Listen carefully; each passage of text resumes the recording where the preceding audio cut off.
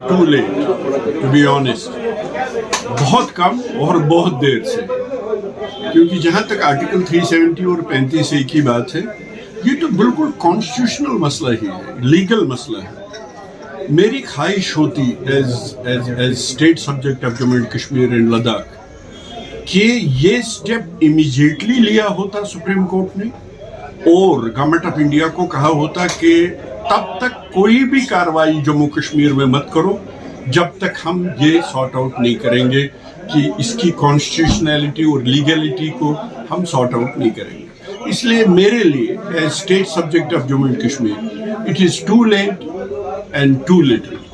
Otherwise आप कैसे 4 साल हो गए, आप तो हमारे जख्मों पे, जिसको कहते हैं नमक छिड़कने के बराबर है, आप तो हमारे जख्मों पे, हमारे मतलब जम्मू कश्मीर लद्दाख के लोगों के जख्मों पे आप क्या आप रिवर्स करेंगे?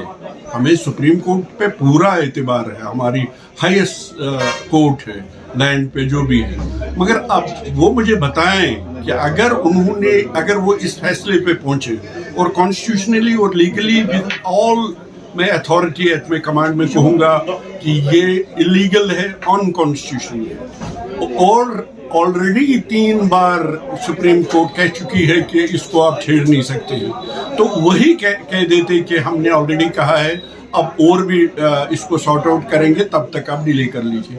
अब यकीन ये ऑलमोस्ट इम्पॉसिबल है ये सोचना कि ये गवर्नमेंट ऑफ इंडिया को कहेंगे कि ये रिवर्स कर लो जो भी आज तक आपने किया है।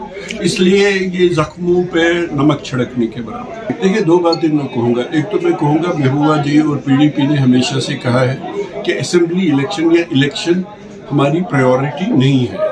ये ऐसे कर रहे हैं बीजेपी जैसे ये जम्मू कश्मीर के लोगों पे कोई एहसान करेंगे। ये एहसान की बात नहीं, ये एज सिटीजन हमारा फंडामेंटल राइट है। ये भी अनकॉन्स्टिट्यूशनल हो रहा है कि आप इतने सालों से हमको अपने फंडामेंटल राइट से डिप्राइव करते हैं, नंबर 1। नंबर 2, आप मुझे बताइए इलेक्शन कमीशन ने सारी एक्सरसाइज पूरी कर दी, सारी की सारी एक्सरसाइज।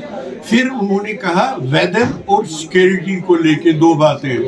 वेदर तो इससे बेटर कभी हो नहीं सकता है कश्मीर में, जम्मू में, बल्कि हमने नवंबर दिसंबर में यहाँ असेंबली इलेक्शन कराए हैं। और फिर बचता है सिक्योरिटी एंगल। बीजेपी कह दे कि वो फेल हो गए यहाँ की सिक्योरिटी सिचुएशन को ठीक करने में, इसलिए इलेक्शन नहीं हो रहे।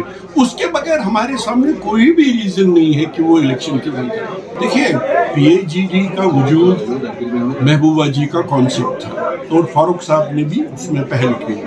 एकदम अभी महबूबा जी बंद ही थी, फारूक साहब ने उसमें पहल की।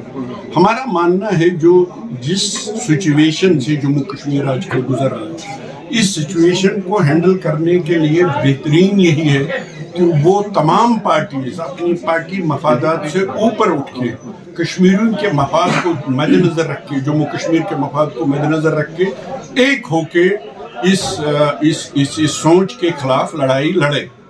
ये हमारा मानना है। तो हमारा मानना आज भी यही है कि हमें एक होके सबों को ये लड़ाई लड़नी पड़ेगी। सुन लीजिए, स्पीक अप कहते हैं, बोलो, बात करो, मज़ाहमत करो अगर आपके साथ नाइंसाफी हो रही है, और वायलेंस के बगैर करो, स्टोन पेल्टिंग के बगैर करो।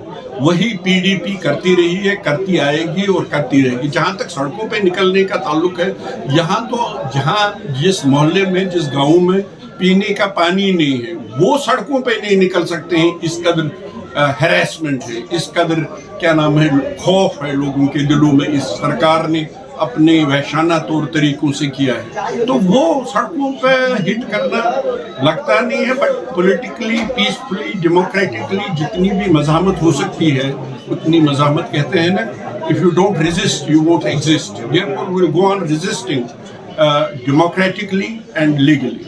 नहीं, अगर ठीक हुआ तो असेंबली इलेक्शन क्यों नहीं कराते?